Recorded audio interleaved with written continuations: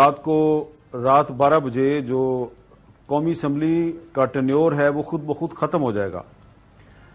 تو ڈیزالو کرنے کی ضرورت نہیں ہے۔ ایسی صورت میں اسمبلی خود بخود تحلیل ہو جائے گی، اور جب اسمبلی خود بخود تحلیل ہو جاتی ہے تو پھر میری انڈرسٹینڈنگ کے مطابق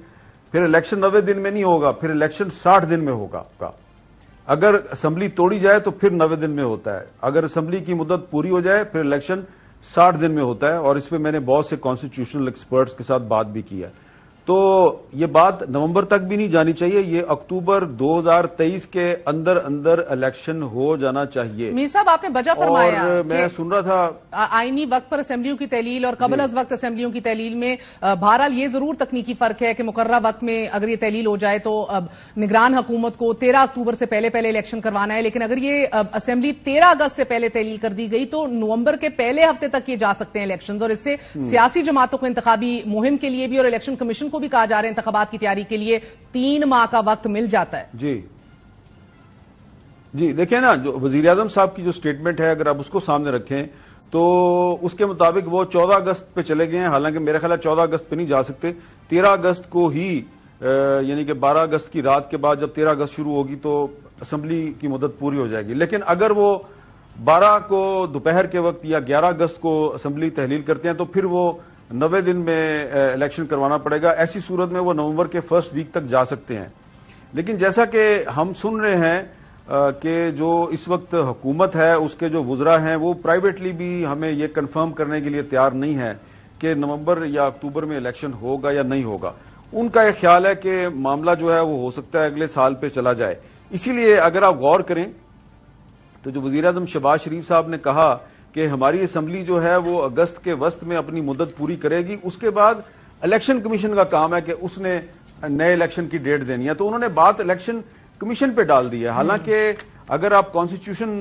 کے مطابق دیکھیں تو اگر اسمبلی ڈیزالو ہوتی ہے تو پھر 90 دن کا الیکشن ہے، اور اگر ٹینیور پورا کرتی ہے تو 60 دن کا الیکشن ہے۔ اس کا مطلب یہ ہے کہ ان کو کچھ نہ کچھ پتا ہے۔ جو میری انفارمیشن ہے وہ یہ ہے کہ یہ جو اس وقت حکومت ہے اور اس میں جو شامل اتحادی جماعتیں ہیں، پیپلز پارٹی اور جو دیگر جماعتیں ہیں، یہ اب آہستہ آہستہ ان کے اندر یہ سوچ ڈیولپ ہو رہی ہے کہ کسی ٹیکنوکریٹ کو، کسی جرنلسٹ کو یا کسی انڈسٹریلسٹ کو کیئر ٹیکر پرائم منسٹر کے طور پہ نہ لایا جائے، کیونکہ ایسی صورت میں ہو سکتا ہے کہ وہ یہ کل کو کہہ دے جی کہ وہ لا اینڈ آرڈر کی سچویشن بڑی خراب ہے اور ہمارے پاس 5 اسمبلیوں کا الیکشن کروانے کے فنڈز نہیں ہیں، تو 6 مہینے پہ چلے جائیں یا 9 مہینے پہ چلے جائیں۔ تو یہ اب کوشش یہ کر رہے ہیں کہ آپس میں صلاح مشورہ کر کے تو کوئی سینئر پولیٹیشین یا کوئی بہت ہی سینئر وکیل جو ہے جو کہ کانسٹیٹیوشن پہ یقین رکھتا ہو اس کو یہ لانا چاہتے ہیں، اور کچھ جو سیاستدان ہیں ان کے بارے میں یہ کچھ ناموں پہ صلاح مشورہ بھی ہو رہا ہے۔ تو ایگزیکٹلی اب وہی پوزیشن آ گئی ہے جو 3-4 مہینے پہلے تحریک انصاف والے جب کہتے تھے کہ جی پنجاب اور خیبر پختونخوا میں پلیز الیکشن کروا دیں 90 دن میں، ورنہ کل کو پھر آپ روئیں گے۔ تو اب ان کے میرا خیال ہے ان کے ابھی رونے کے دن تو نہیں ہے، پریشان ہونے کے دن شروع ہو گئے ہیں۔ رونے کے دن شاید خدا نخواستہ اس وقت آئیں گے جب الیکشن جو ہے وہ ٹائم پہ نہیں ہوگا۔ تو لیکن اب انہوں نے بھی سیفٹی والز لگانے کی کوشش شروع کر دی ہے، اور سب سے بڑی سیفٹی وال یہی ہے کہ بجائے کہ کسی